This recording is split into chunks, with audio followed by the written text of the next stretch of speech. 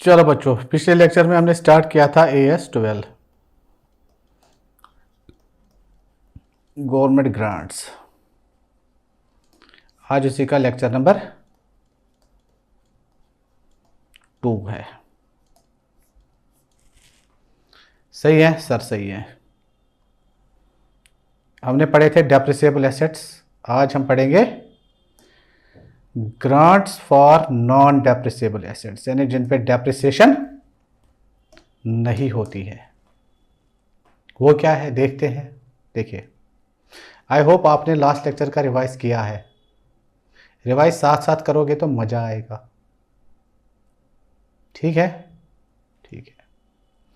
If any grant is provided by government which is related to non depreciable assets, यानी जिन पे depreciation नहीं लगती है, non depreciable assets, then it will be recorded under capital approach as follow. तो उसको हम क्या करेंगे, कैपिटल रिजर्व में ट्रांसफर करेंगे। कहाँ ट्रांसफर करेंगे? कैपिटल रिजर्व में। चलो इधर आ जाओ, मत देखो एंट्री, इधर आ जाओ। ग्रांट मिली तो क्या करेंगे? एंट्री बैंक में आएगा तो बैंक अकाउंट डेबिट। कहां से आई? To government grant, being grant received.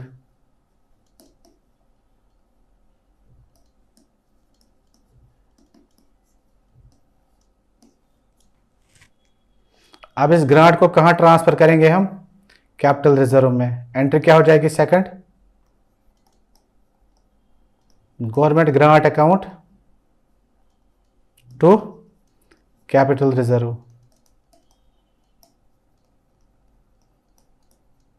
हो गई transfer, being grant transfer to capital reserve. अब अगर रिफंड हमें ये करना होगा तो क्या दिक्कत है? इसी एंट्री को रिवर्स करो, capital reserve debit, bank account credit, वापस निकालो पैसे। सही है। चलो इधर आ जाओ। तो एक कैपिटल अप्रोच है। कैपिटल अप्रोच मतलब हम इसको कैपिटल रिजर्व में ट्रांसफर करेंगे। At the time of grant is received, bank account आया डेबिट, गवर्नमेंट ग्रांट क्रेडिट, आया पैसा, being grant received. Government grant account debit to capital reserve account credit, being grant transfer to capital reserve. अगर nutshell देखेंगे, यहां government grant हो गया debit, यहां हो गया क्रेडिट, खत्म। Net entry bank account debit to capital reserve account. Concept ज्यादा क्लियर होगा, नहीं तो एंट्रीज वैसे ही करना। ठीक है। चलो, eight the time of refund of grant क्या करेंगे? अब जब रिफंड ग्रांट होगी, वापस से एंट्री करेंगे, कैपिटल रिजर्व को करेंगे डेबिट, बैंक से निकालेंगे वापस क्रेडिट, बीइंग ग्रांट रिफंडेड। दिक्कत ही नहीं है क्या? सही है सर, सही है। अब है second, grant related to promoters contribution.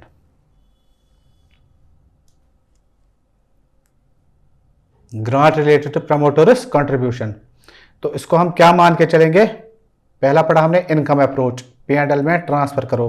यह है कैपिटल अप्रोच, कैपिटल रिजर्व में ट्रांसफर करो। प्रमोटर्स कंट्रीब्यूशन के लिए बिजनेसमैन जो बिजनेस स्टार्ट करता है उसको एज ए कैपिटल देंगे। ये देखो, if any grant is received for starting a new business then it will be considered as grant for promoters contribution. जो बिजनेस स्टार्ट करता है, it will be recorded under capital approach, same as in case of non depreciable asset। non depreciable asset में हम क्या करते हैं? Capital approach में करते हैं। the entries are also same in case of non depreciable asset। non depreciable asset में भी एंट्रीज भी सेम है, कैपिटल रिजर्व मानो। ठीक है सर, ठीक है। आगे चले। अब ये थी प्रमोटर्स कंट्रीब्यूशन, कैपिटल रिजर्व। अब है grant related to revenues. Revenues मतलब एक्सपेंसेस। ये देखो, ग्रांट रिलेटेड टू रेवेन्यूज, इसका क्या है? इनकम अप्रोच, P&L में। Capital approach, capital reserve, income approach, P&L में। If any grant is provided by government for public service, for example public welfare, staff welfare, sale of goods at discounted rate, it will be considered as grant related to revenue. It may be related to income or expense. चाहे आप खर्चा करो पहले, फिर हम आपको grant दे देंगे, करो सोसाइटी को सर्व। सही है, फॉर एक्सपेंसेस या for incomes. Under income approach as under at the time of grant is received. अब हमने ग्रांट रिसीव की, बैंक में आएगी तो bank account debit to government grant account credit. Income approach है तो कहां ट्रांसफर करेंगे? पी एंड एल अकाउंट में। Government grant debit to P and L account credit. लो जी, be grant transfer to P and L account, क्योंकि income approach है, P and L में जाएगी रेवेन्यूज। अब अगर eight the time of refund तो क्या एंट्री हो जाएगी? पी एंड एल को वापस करो ना, डेबिट वापस निकालो उससे, बैंक से भी वापस निकालो, जाओ बीइंग ग्रांट रिफंडेड, हो गया मसला खत्म। रिवर्स करो एंट्री, जब रिसीव करोगे ये, जब रिवर्स करोगे उसका रिवर्स, जब रिफंड करोगे रिवर्स, रिवर्स गियर लाओ। पैसा निकाला रखा इधर, अब जब वापस इसमें डालना है वहां से उठा वापस, आया था जेब में रखा, वापस जाएगा जेब से वापस निकालो। लो जी, सही है, सही है सर। फिर है नॉन मॉनेटरी ग्रांट्स। ये क्या होते हैं बताते हैं, क्या होते हैं, क्या दिक्कत है, सब्र तो रखो। There is no accounting for this grants because asset is purchased at discounted rate, it means grant is already adjusted in purchase cost of asset. अब जब कोई एसेट होता है आपको डिस्काउंटेड रेट पे देते हैं गवर्नमेंट, कोई हॉस्पिटल की मशीनरी, किसी बिजनेसमैन के लिए मशीनरी, सपोज उसका कॉस्ट है 1 करोड़, आपको बोला चलो आप 1 करोड़ मत दे दो, आपके लिए 50% ऑफ है, 50 लाख ही दे दो, तो ये तो पहले ही कॉस्ट में एडजस्ट हुआ होगा ना डिस्काउंटेड रेट पे, तो इनके लिए कोई अकाउंटिंग नहीं है। Non monetary grants, there is no accounting for these grants because asset is purchased at discount rate. हमने तो परचेज इसी पे रिकॉर्ड ही करेंगे ना हम, डिस्काउंटेड रेट पे। Fixed asset account debit 50 lakh to bank account credit 50 lakh. Fixed asset account debit कितना? 50 lakh. Bank से कितना गया हमारा? 50 ही, तो हमने तो इसी पे रिकॉर्ड ही कर लिया, बात खत्म। It means grant is always adjusted in purchase cost of asset. हम परचेज कॉस्ट ऑफ एसेट से ही वो माइनस किया होता है। सही है। अब गवर्नमेंट कोई फ्री एसेट देता है, कुछ भी नहीं लेता है, free asset. If any asset is received free by any entity from government, then it should be disclosed in balance sheet at nominal value, that is as ₹1। क्या है यार, डिस्क्लोज तो करना है बैलेंस शीट में। अब जब फ्री मिला है तो आप उसका कॉस्ट क्या लगाएंगे? कुछ भी नहीं ना, तो आप इसको नॉमिनल वैल्यू ₹1 पे दिखाएंगे बैलेंस शीट में।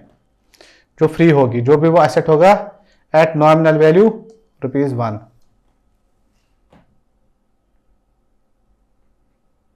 सही है सर, सही है, हो गया गवर्नमेंट ग्रांट फिनिश। लो जी, क्वेश्चन पे आ जाओ। लो जी, क्वेश्चन पे आ जाओ, क्या दिक्कत है? लो जी, question number 1, Kamal limited purchased a special machinery on 1 April of a financial year. ठीक है, कितने के लिए? 25 लाख की। मजा है।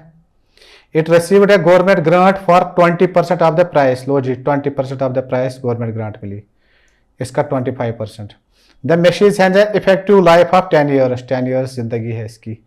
Avail the company of the accounting treatment. Accounting treatment, grant मिली 20%। कब मिली? पहले साल में। लाइफ क्या है? 10 ईयर्स। तो क्या है दिक्कत है? आ जाओ। सॉल्यूशन,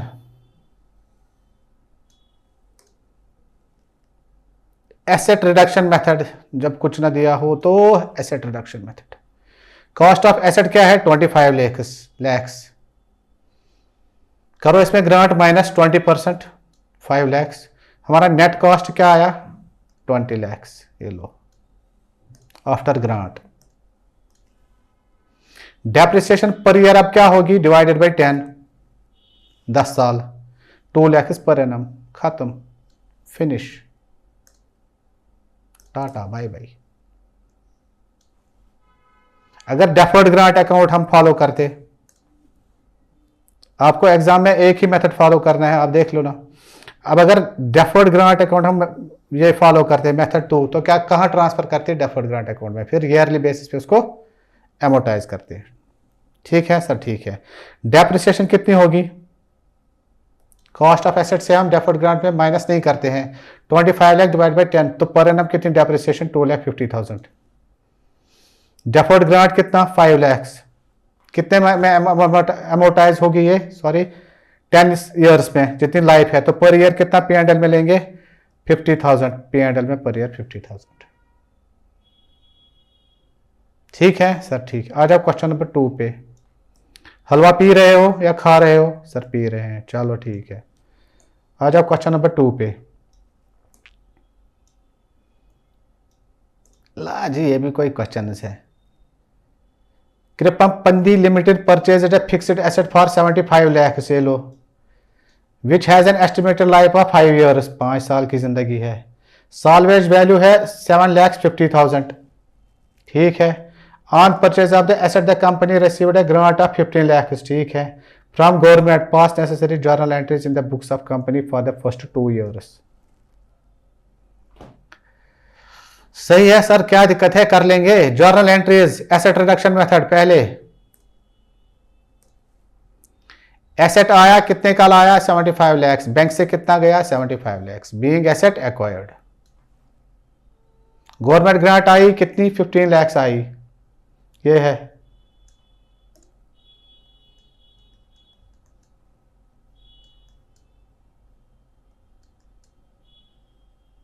सही है सर, सही है। लो जी, bank account debit to government grant account 15 lakh, being grant received. अब एसेट रिडक्शन मेथड है तो एसेट से ये माइनस करेंगे, तो government grant account debit to asset हो गया, क्रेडिट हो गया, माइनस यहां हो गया था डेबिट, यहां हो गया क्रेडिट, हो गया 15 लाख, इसे माइनस, बचा कितने का एसेट, 60 लाख का, और एक जीरो। अब डेप्रिसिएशन किस पे होगी, 60 लाख जो ये बचा, माइनस सॉल्वेज वैल्यू 7,50,000, ये 7.5 है, 7,50,000, 60 लाख माइनस 7,50,000 डिवाइडेड बाई 5 साल लाइफ करेंगे, तो कितनी per year depreciation, 10,50,000, being asset depreciated. Depreciation को कहां, पी एंड एल में, P and L account debit, depreciation credit, लो जी। सेकंड ईयर में क्या होगा, डेप्रिसिएशन फिर से डेबिट, एसेट फिर से क्रेडिट, बीइंग एसेट डेप्रिसिएटेड। अब इसको कहां फेंकेंगे, पी एंड एल में, लो जी पी एंड एल में। अब अगर डेफर्ड ग्रांट मेथड किया होता, एसेट लाया 75 कॉस्ट यही रहेगा, ग्रांट मिली 15 लाख ग्रांट रिसीव्ड। लो जी, government grant account debit to deferred grant account, 15 lakh हमने ट्रांसफर किए डेफर्ड ग्रांट अकाउंट में। अब डेप्रिसिएशन किस पे लगेगी, 75 लाख माइनस रेजिडुअल वैल्यू 7,50,000, वो कितना आ गया, 30,50,000, being asset depreciated. Deferred grant में से अब क्या होगा, 15 लाख डिवाइड बाई 5 ईयर्स, 5 साल में अमोटाइज करेंगे, पर ईयर कितना, 5 लाख, 3 लाख। लो जी, to P and L account क्या, credit income 3 lakh, being grant amortised over the useful life of asset. Depreciation P and L account debit to depreciation credit, लो जी being depreciation written of.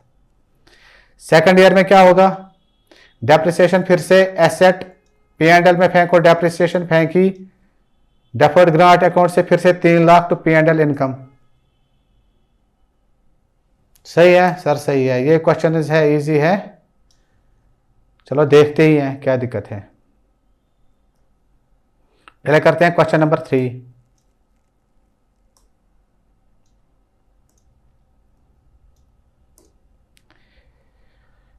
कृतिस्वाल limited received an area of land free of cost, मिला इसको, कोई पैसा नहीं, from the government, this amount is not recorded at all, कोई transaction वाजेक्शन नहीं, कुछ नहीं किया। The company argues that a no money has been spend by the company, company ने कोई पैसा नहीं लगाया, फ्री में मिला, on it is acquisition, and B क्या है, land is not a depreciable asset, comment, जो फ्री में मिलेगा उसको क्या करेंगे, ठीक है, नॉमिनल वैल्यू पे लेंगे। ले दो question number 3, no monetary grants, non monetary grants, पैसा नहीं लगा, asset received free of cost और recorded at nominal value for the purpose of identification, पता तो लगनी चाहिए ना बैलेंस शीट में क्या है, and control whether it is depreciable और non depreciable is not relevant in this record, ये हमें मत बोलो। कंक्लूजन क्या है, as per AS 12 the above land should be recorded at a nominal value for identification and control purpose, hence the company's stand is not in accordance with AS 2, nominal value 1 rupees पे ही दिखाओ, लेकिन दिखाओ। Question number 4, Ram Limited purchased a machinery for 1 crore, the state government granted the company a subsidy of 40 lakhs, लो जी, to meet partial cost of machinery, the company credited the subsidy received from the state government to its profit and loss account for the year ended 31st March. Comment on the above.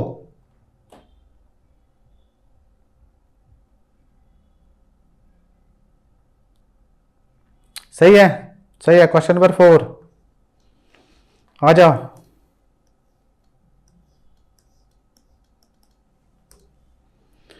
Where a government grant is received towards a specific depreciable asset,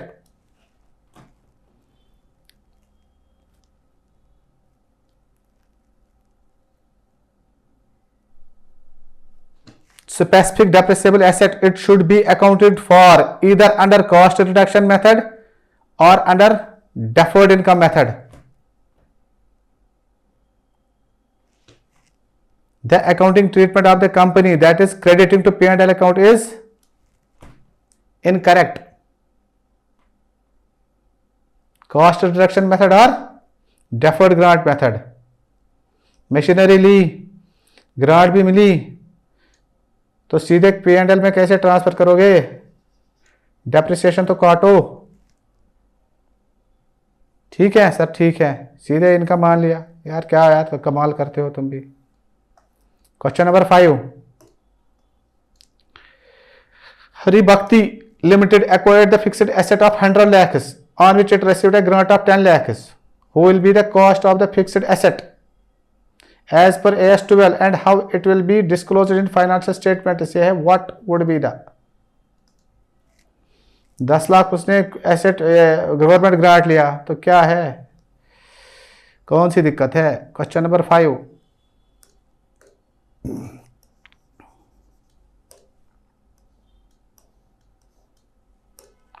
where a government grant is received towards a specific depreciable fixed asset, it should be accounted for either under cost reduction method or deferred income method. The accounting will be as under, क्या होगा, asset reduction method, 10 lakhs minus grant 90 lakhs will be carrying amount and write off over its useful life, फिर करो divide, depreciate, deferred income method, ये government deferred grant में जाएगा 10 lakhs, will be shown in balance sheet summary under an appropriate head. A portion of 10 lakhs will be credited to P&L account every year, amortization method over the useful life of asset. Sir ऐसे easy easy question आते हैं क्या,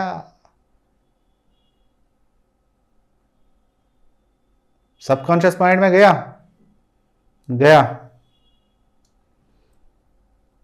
question number 6, Santosh Limited has received a grant of 8 crores, लो जी, from the government for setting up a factory in a backward area. Out of this grant, the company distributed 2 crores as dividend. कैसे dividend कैसे करोगे, जो conditions होगी जिस चीज पे खर्चा करना है उसी पे करना है। देखते हैं, Santosh limited received land free of cost from the state government, लो जी, फ्री ऑफ गवर्नमेंट मिला, but it has not recorded at all in the books as no money has been spent. In light of AS12 examine whether the treatment both the grants is correct. काहे से correct है?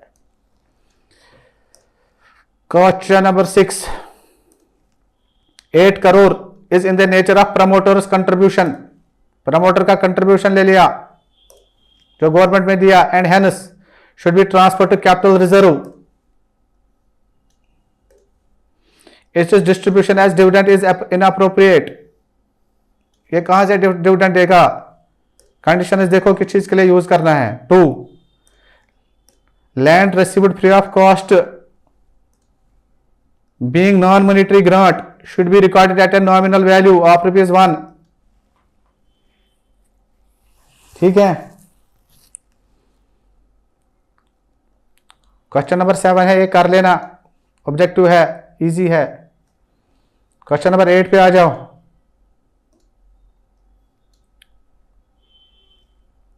सारे question easy है यार, मजा नहीं आया पढ़ने में. लो जी.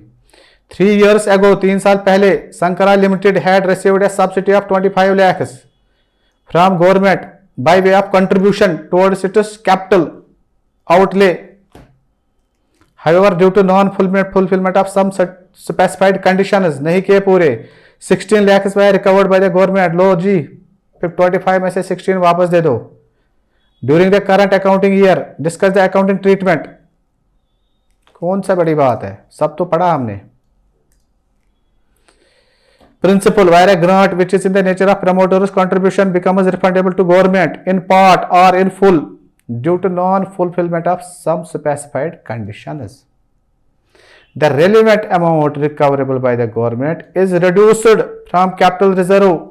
क्योंकि प्रमोट ये हमने कैपिटल रिजर्व में ट्रांसफर किया होता, promoters contribution. Conclusion. In the above case, the amount of 16 lakhs should be reduced from capital reserve. The balance in capital reserve will be 9 lakhs only. ठीक है, वापस दे दो भैया. चलो जी, करते हैं question number 9.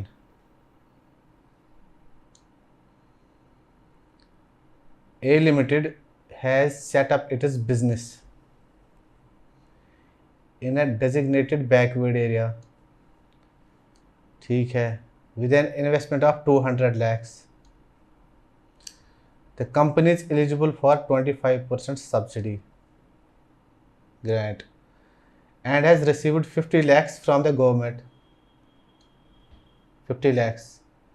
Explain the treatment of capital subsidy received from government in the books of company. ठीक है.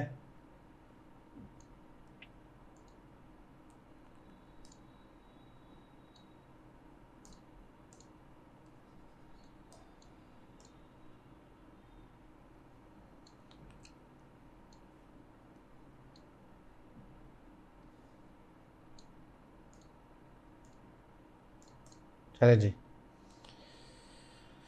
कैपिटल सब्सिडी मतलब सॉल्यूशन पे आ जाओ.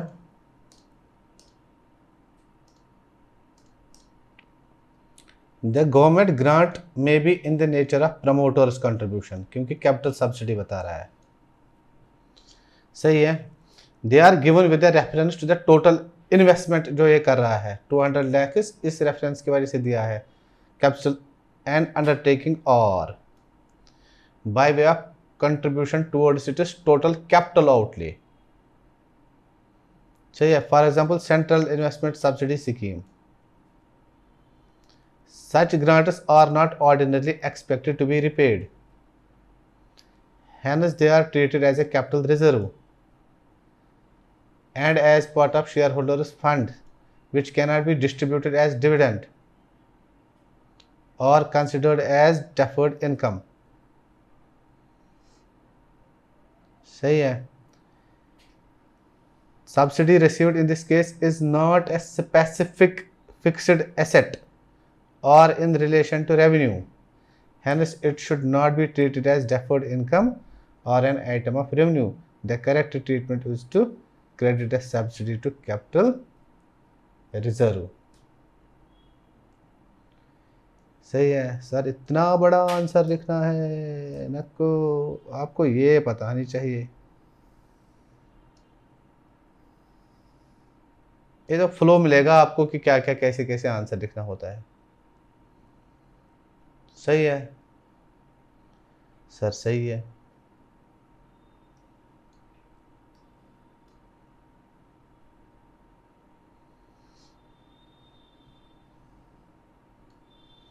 चलिए क्वेश्चन नंबर 10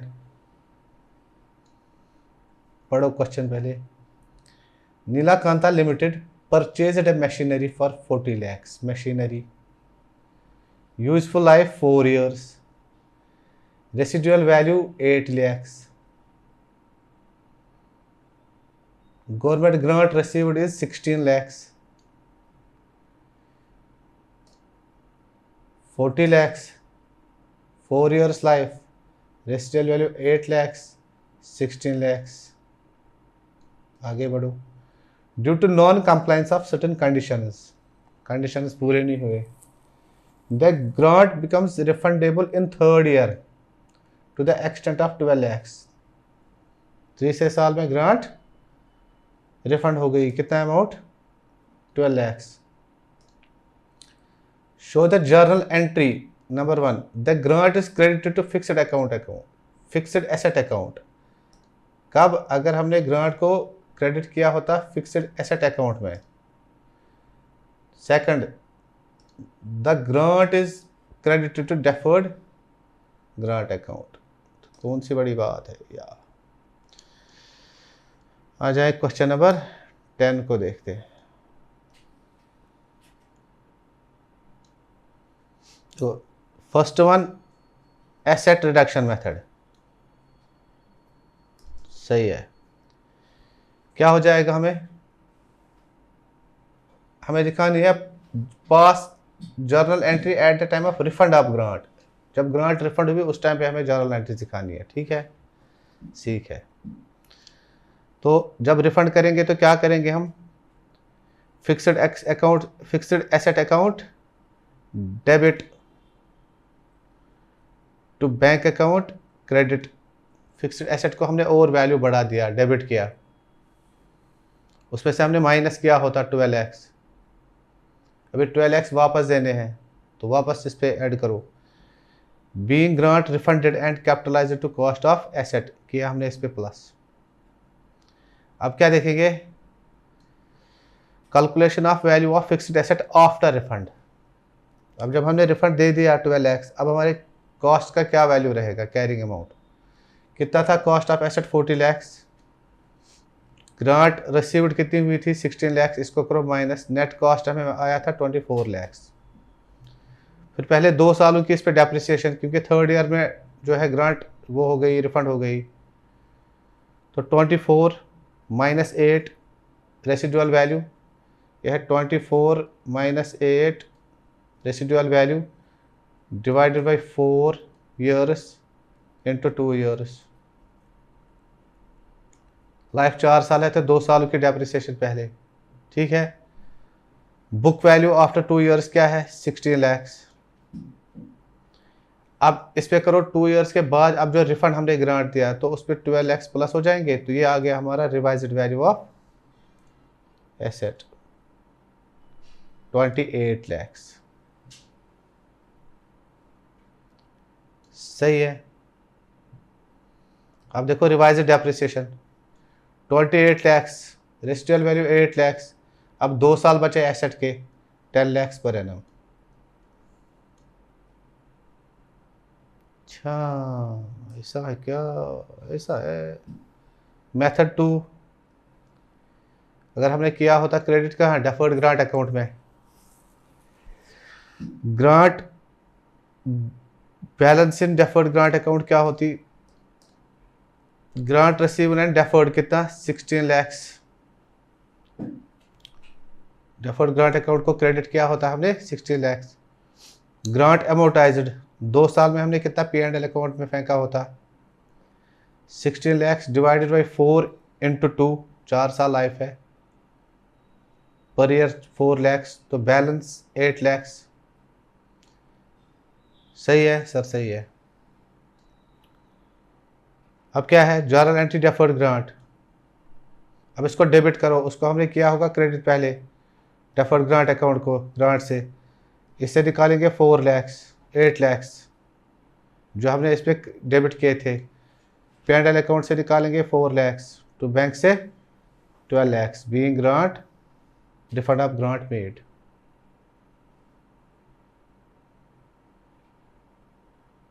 सही है सर, सही है। Third, asset account, cost of asset क्या है 40 lakhs, depreciation 16 lakhs. 40 lakhs minus 8 lakhs divided by 4 into 2, तो book value after 2 years is 24 lakhs. There will be no impact on asset account after refund of grant under deferred grant method. इसमें तो asset पे कोई impact नहीं आता है, इसका अलग ही अकाउंट होता है। सही है, सही है। आ जाए क्वेश्चन नंबर 11 देखते हैं।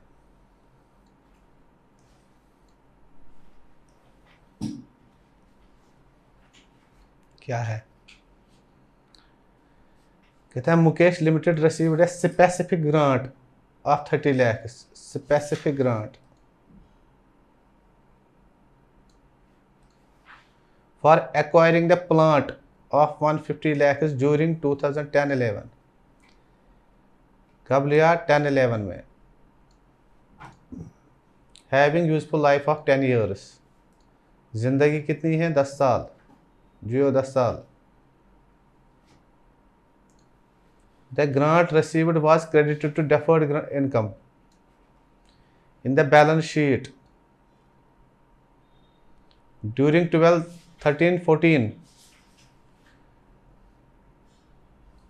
10-11, 11-12, 12-13, after 3 years, due to non-compliance of conditions laid down for the grant of the company had to refund the whole grant to the government. Balance in the deferred income on that date was 21 lakhs। उस time पे deferred income account में कितना था 21 lakhs, and written down value of plant was 105 lakhs। सही है sir, सही है।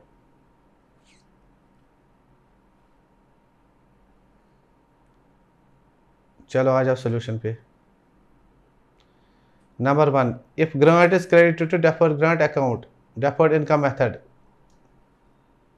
सही है। डेफर्ड ग्रांट अकाउंट कितना 21 लाख जो दिया है, ये है balance.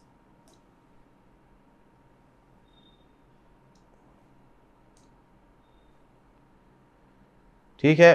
Profit and loss account debit कितना 9 लाख टू बैंक अकाउंट, करी हमने ग्रांट रिफंड।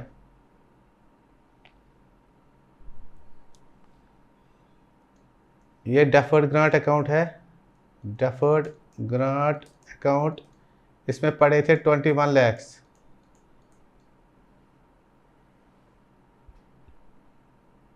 वो किए रिफंड, और P&L में हमने कुछ लिया था 9 लाख, वो लाए वापस, किया रिफंड 30 लाख। सही है। Being grant refunded to government and excess provided from profit and loss account, there will not be any change in the carrying amount of the asset.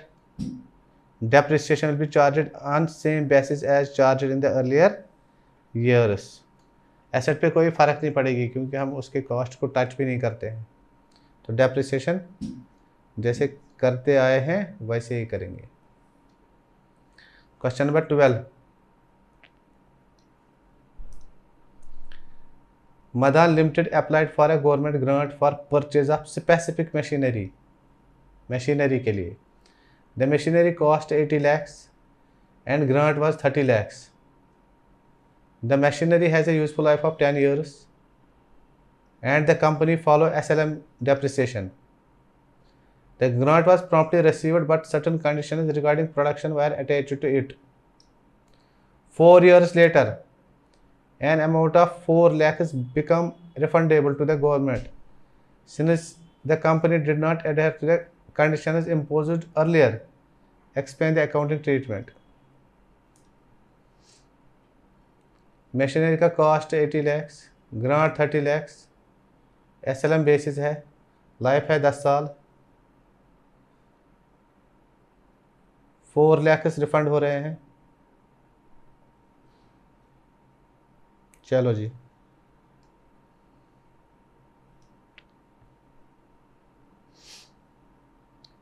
Question number 12,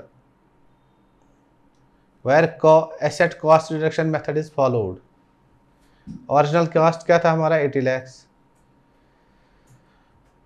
government grant कितना मिला 30, तो क्या बना हमारा cost 50 lakhs after deduction of grant. Life कितनी है 10 years, तो depreciation per year कितनी होगी 5 lakhs, 50 divided by 10,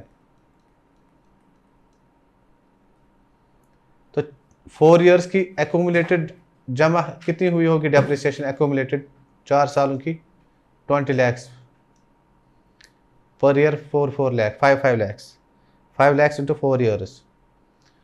book value of the asset in 4th year क्या होगा 30 लैक्स, ठीक है, क्योंकि 4 ईयर्स के बाद ही रिफंड का ऑर्डर आ गया। ये था हमारा वैल्यू। अब इसको क्या करेंगे, रिफंडेबल अमाउंट जो है वो उसको ऐड बैक करेंगे 4 lakhs. Revised book value of machinery क्या है 34 लैक्स। बैलेंस लाइफ क्या है 10 - 4 6 years. Depreciation 34 divide by 6 5.67 lakhs per annum. Where deferred income method is followed. Original cost 80 lakhs, useful life 10, depreciation per annum 8 years. Government grant treated as deferred income कितनी 30 lakhs. Amount allocated credit to P&L account every 3 years कितना होगा 30 lakhs is divided by 10, every year 3 lakhs.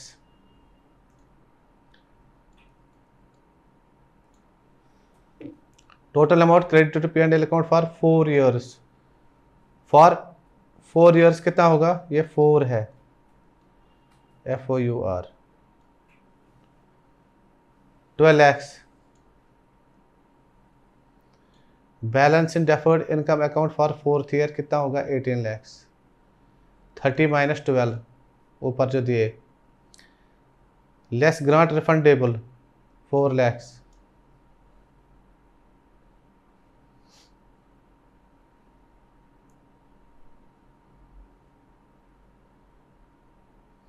Revised balance in deferred income क्या है 14 lakhs.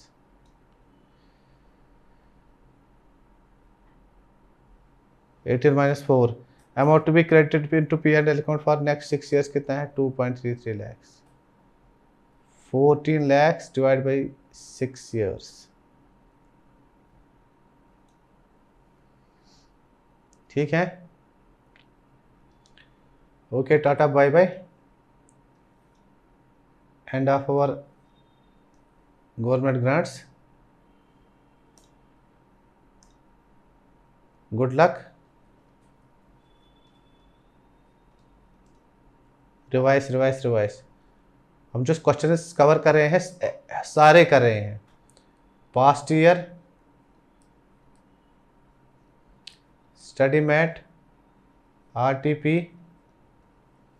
MTPs,